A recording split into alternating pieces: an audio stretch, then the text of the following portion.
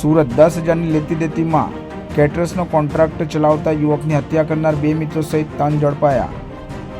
સુરતના પાંડેસરા વિસ્તારમાં ₹10,000ની લેતી દેતી મામલે કેટરર્સનો કોન્ટ્રાક્ટ ચલાવતા યુવકની કરપીણ હત્યા કેસમાં પોલીસે 3 આરોપીની ધરપકડ કરી આગળની તપાસ હાથ ધરી।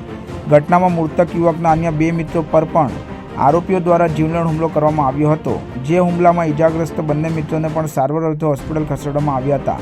ઘટનામાં પાંડેસરા પોલીસે હત્યા અને રાયોટિંગનો ગુનો નોંધી આગળની તપાસ હાથ ધરી હતી। હત્યાની ઘટના બાદ આરોપીઓ ફરાર થઈ ગયા હતા, જ્યાં પાંડેસરા પોલીસની અલગ અલગ ટીમો આરોપીઓની ધરપકડ કરવાના કામે લાગી હતી। જે ગુનામાં ફરાર 3 આરોપીઓની આજરોજ પાંડેસરા પોલીસે ધરપકડ કરી વધુ તપાસ હાથ ધરી છે। પોલીસની પ્રાથમિક તપાસમાં ઝડપાયેલા આરોપીઓ વિરુદ્ધ અગાઉ પણ પ્રોહિબિશન સહિત રાયોટિંગના ગુના નોંધાઈ ચૂક્યા હોવાનું સામે આવ્યું છે। રોજ રાત્રે આશાપુરી નગરમાં એક ઘટના બનેલ છે, જેમાં મરણ જનાર વિશાલને રાકેશ નામના માણસે ગોંધી રાખવાનો પ્રયત્ન કરેલ।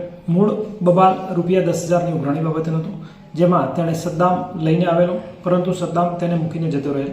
ત્યારબાદ રાકેશ અને વિશાલ વચ્ચે પૈસા બાબતે ચકમક જરતા રાકેશે વિશાલને હત્યા કરેલી, જેની હત્યામાં કુમાર અને હરીશ નાઓએ પણ મદદગારી કરેલી।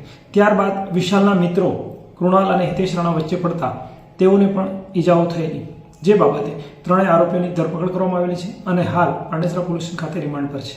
કેટલા રૂપિયાની લેતી હતી ને કયા મામલે આ લેતી દેતી હતી? જી, બંને રાકેશ અને વિશાલ નાઓ ઘણા સમયથી આર્થિક વ્યવહાર સાથે સંકળાયેલા હતા અને છેલ્લા 6 મહિનામાં જે ₹10,000 લીધેલા વિશાલે રાકેશ પાસેથી, જે ચૂકવવા માટે રાકેશ વારંવાર વિશાલને પ્રેશર કરતો હતો અને ગઈ 16 તારીખે જે પ્રેશર અને મગજમારીમાંથી હત્યામાં પરિણમેલ છે।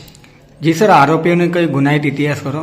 જી, 3 આરોપીઓ વિરુદ્ધ પ્રોહિબિશનના ગુના રજીસ્ટર થયેલા છે અને એક આરોપી વિરુદ્ધ રાયોટિંગનો પણ ગુનો દાખલ થયેલ છે। એ લોકો પાસે કઈ બંદૂક બી મળી આવી કઈ એવું? જી, અત્યાર સુધીના ઇન્વેસ્ટિગેશનમાં એવું કંઈ ફલિત થયેલું નથી, પરંતુ ઘણી બધી ઇન્ફોર્મેશન છે, જેના આધારે આગળની તપાસ ચાલુ છે।